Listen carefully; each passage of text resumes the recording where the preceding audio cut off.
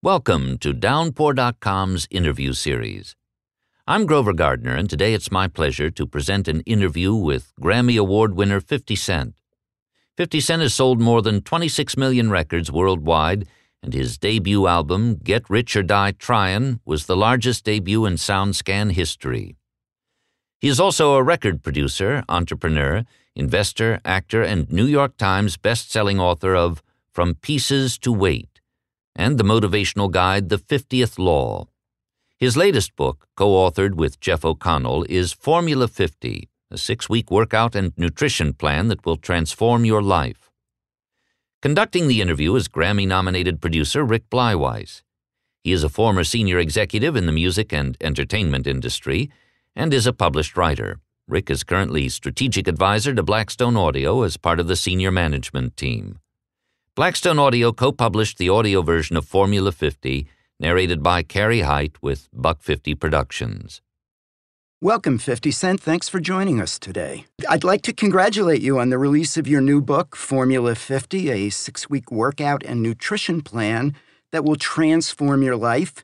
And I believe you co-authored it with Jeff O'Connell, a health journalist and editor-in-chief at bodybuilding.com. And I was wondering if you could tell me what motivated you to write this type of book now. It took longer than I actually anticipated. This project started like a year ago.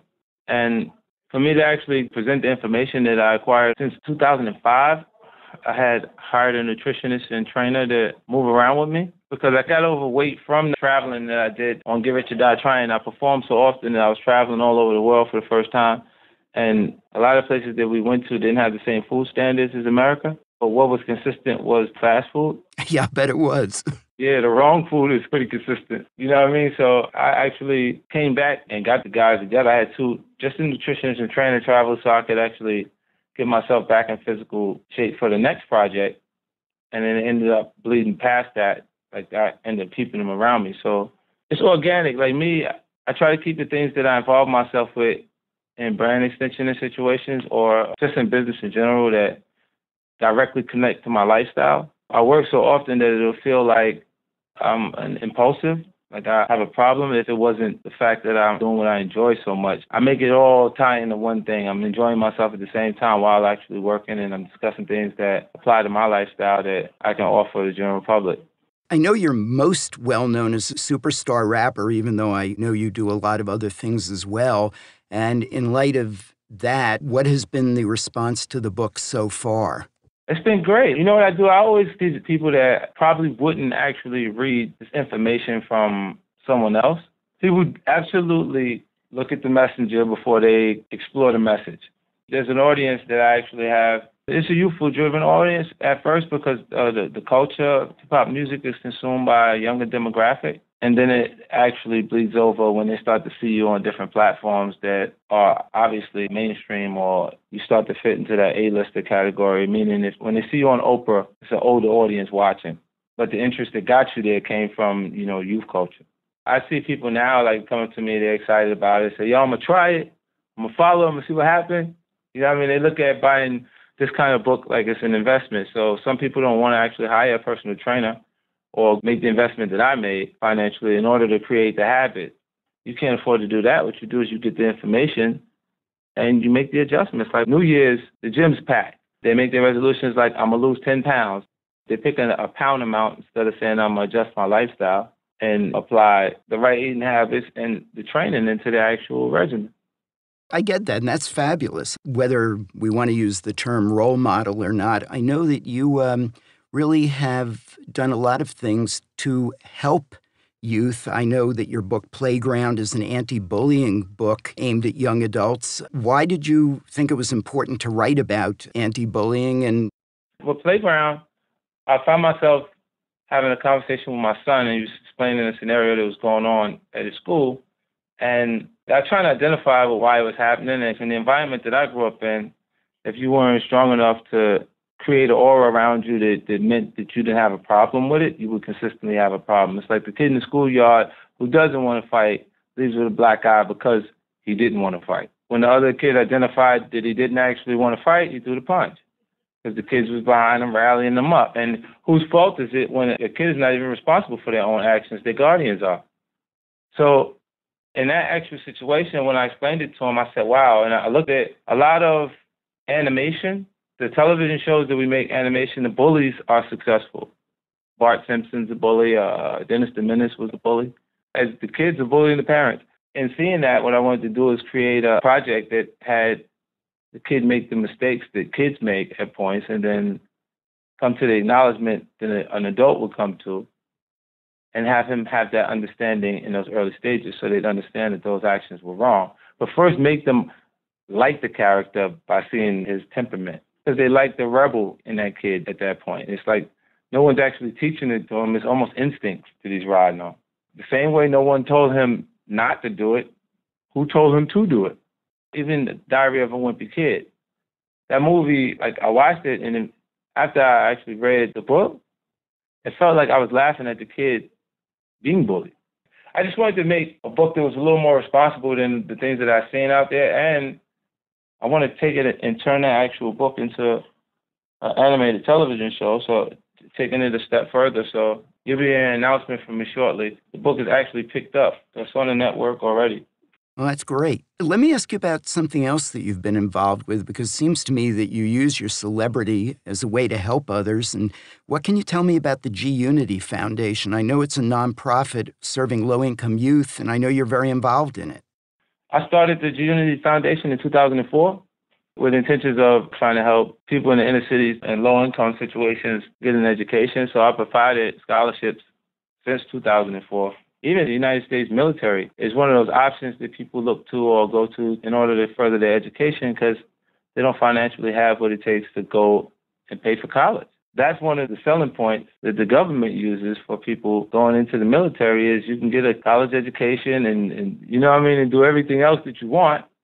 And I just wanted to be able to try and provide that on some levels.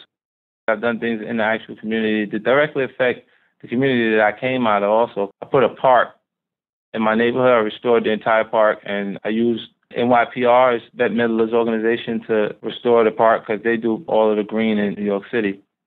A lot more of hip-hop culture is going to shift as they have enough success, because a lot of the artists there are successful, but they probably haven't reached that point where they start developing an interest in what their legacy is going to be.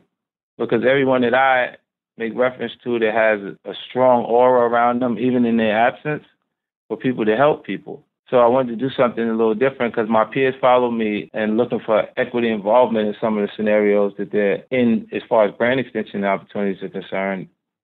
I was hoping they'd adapt the concept of conscious capitalism the same and put components that continuously give off to charitable organizations into the actual deal. Like I did my Street King project, we partnered with the United Nations World Food Program to provide a meal with every energy drink sold.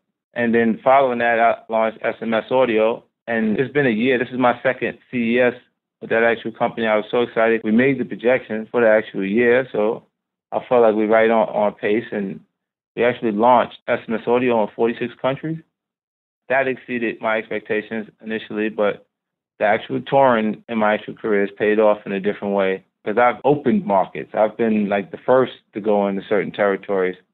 I've been in some of the unattractive places that most artists aren't jumping up and down saying, yeah, I want to go to Croatia and Kosovo and Wari in Africa and, you know what I mean, like different places. I was really excited about going there because when I say I'm a world touring recording artist, I wanted to be real. I used to have like a money mark, like saying, I want to make this much money or that. And it's not really there anymore because I guess when you wake up and you realize that no matter how many beds you have in the house, you're going to sleep on one. And you think about it and say, no matter how many cars you accumulate, you're going to drive one. It kind of makes you assess after a while. You go, I really don't need this stuff. I needed it at one point. It was confirmation of success for me in the very beginning. And I only had that be necessary because I hadn't had anything prior to the success of the music. So it's like, when you grow up with a restraint that's visible in front of you and it's financial, you think money is the answer to all of the problems. Then you acquire it and find all new obstacles, a whole new land of things that you didn't even believe could be a problem, like people just having a sense of entitlement and unbelievable entitlement that you can't even meet it.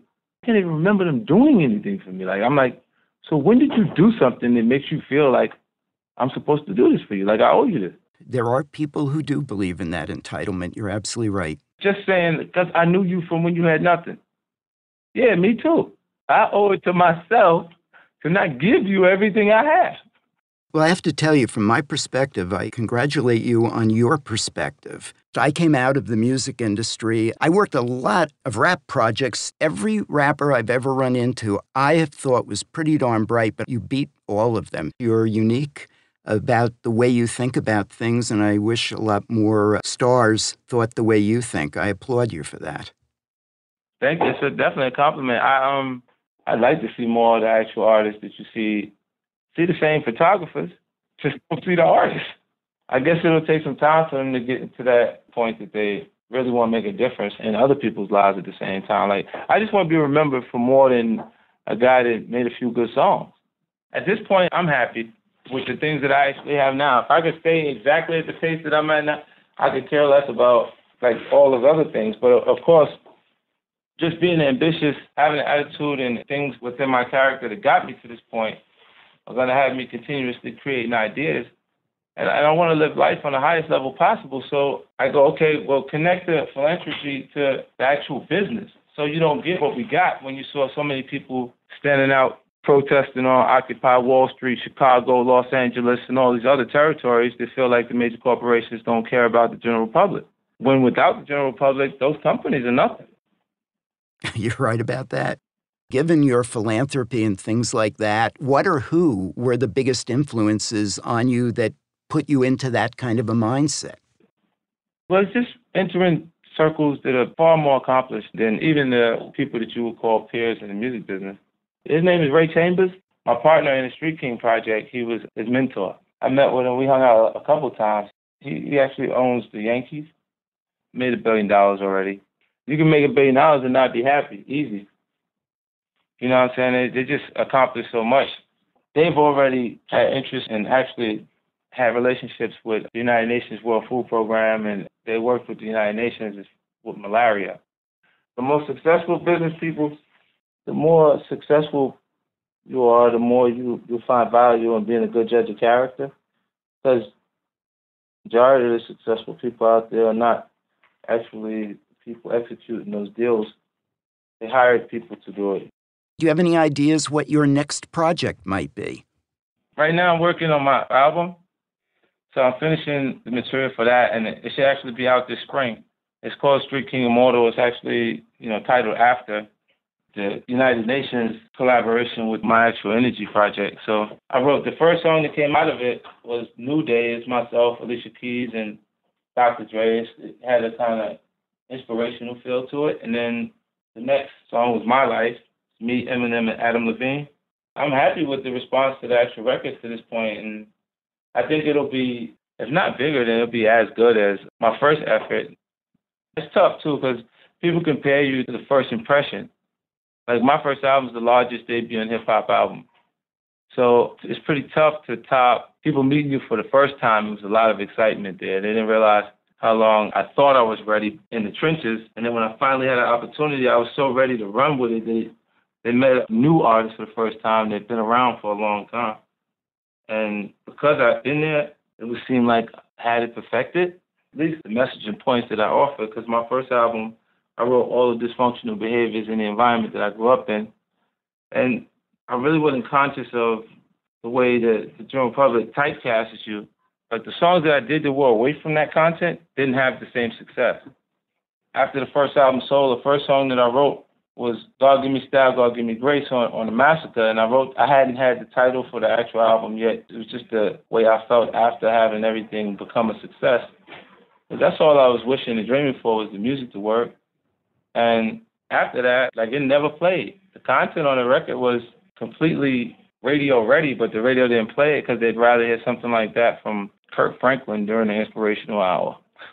The first they see, no, man, they go, he's a gangster rapper. Nope. I don't want to hear that. So that's another case of people looking at the messenger instead of the message.